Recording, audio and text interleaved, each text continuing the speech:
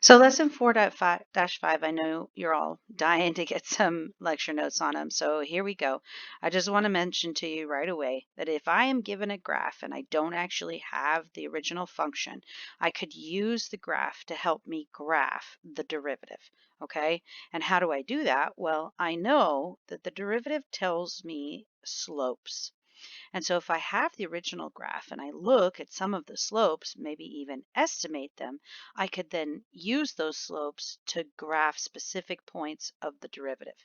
So this function that I'm given, f, if I want to talk about the slopes that I'm seeing, I see a zero slope at -2, and I see a zero slope at 2. And those are my, um, should be my zeros of f prime, right? Which means literally I can graph this, -2, 0, and I can graph this, +2, 0. Not only that, but I'm noticing that right around here, there is a positive slope. And I know it's not exactly one. I'm imagining this line going over to here and over to there. And I'm wondering, it's close to one, maybe a little bit bigger than one. And so I'm saying at what this point is, -3, my graph is roughly around 1. Okay, great. And then I'm going over here and I'm saying, well, that looks like it's pretty much the same. So I have 3 and it's roughly around 1. And so at 3, I also want to graph 1. And then I'm thinking about here and I'm like, oh, well, that actually really does look like 1. Notice it goes from here to here and boom. So at 0, it really does look, well, I guess -1, right? So I'm going to graph this point 0, -1.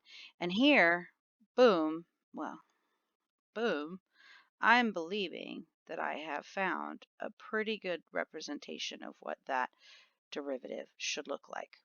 And if I erase all my red marks, let's think about this as a cubic, and this looks parabolic. And we know that the derivative of x cubed is some sort of x squared. So that makes sense, okay? Now in general, what if you're given a derivatives graph? So now I know what the derivative is, but I want to find the actual function. He says here, make an f prime number line by using the location or position of the points on the f prime graph. This does not involve the slopes of f prime. The slopes of f prime represent the second derivative, so we're going to do that in step 2. So what I want to make a note of here is I think that what he's getting at is let's check for positive or negative. So let's take a look at example 2. Where is my function positive? It's positive from here to here. So if I'm thinking about a number line, let's see, what is that? That's -3, so that's -3.5.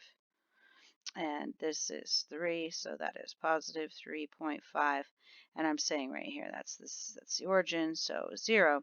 So if I'm doing my f prime number line, thinking about the first derivative test, I would say that all of these numbers are positive. Because look, all of these heights are positive heights. Okay, cool. And then what if I take a look at all of this part of the graph and I'm saying, well, all of those heights are negative, which means that all of my slopes should be negative.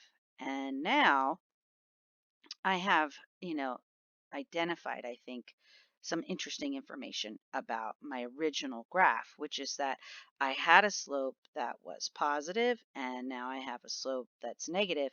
So I think I have reached here at 0, I may have found a critical number.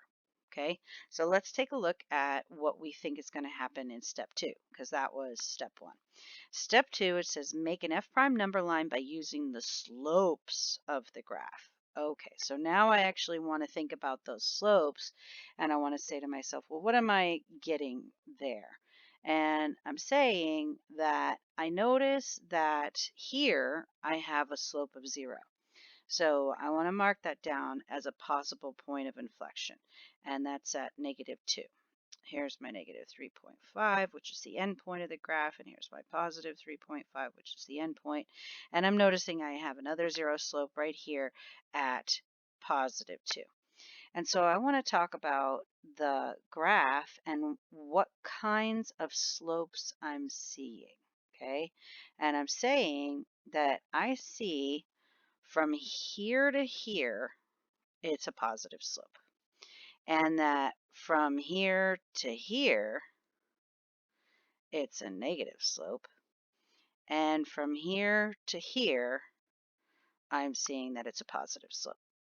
And so now I'm saying, okay, hey, I think I had some concave upness, and then I have some concave downness, and then I have some concave upness. And so if I want to try and do a graph, here's one thing that's difficult about the graph, which is that he says combine information from both names to graph F. If no starting point is given, you are free to shift the graph vertically. Let me take a moment to talk about that over here, okay? So if I have the function x squared, or if I have the function x squared plus 2, either way, the derivative will be the same. And that is because when you take the derivative of a constant, you get 0. So the, the original location of the graph is something that will always be lost. So I'm looking at x squared and I'm saying that it starts at 0, 0. And then I'm looking at g of x, which I guess I'm going to do in purple here. And I say, oh, it's starting at 2. Okay, so whenever you're going back to the original graph from a derivative, you never really know where to start. Okay, so the nice thing about this first point is that he's given me a starting point. He says start at 0, 1. Okay, great. So I'm starting at 0, 1. Now, what I was going to say is that I feel like I have noticed, right, that I had some concave downwardness and that I thought that I had some sort of local maximum at 0. So I'm saying the graph goes down like this, okay? And then I believe that right here at negative 2, something happens, and then the thing that happens is that I reach a kind of turning point in the concavity. So I could draw it like this, and I could draw it like this, and I say, okay, and it's kind of ugly. Let me make it look pretty.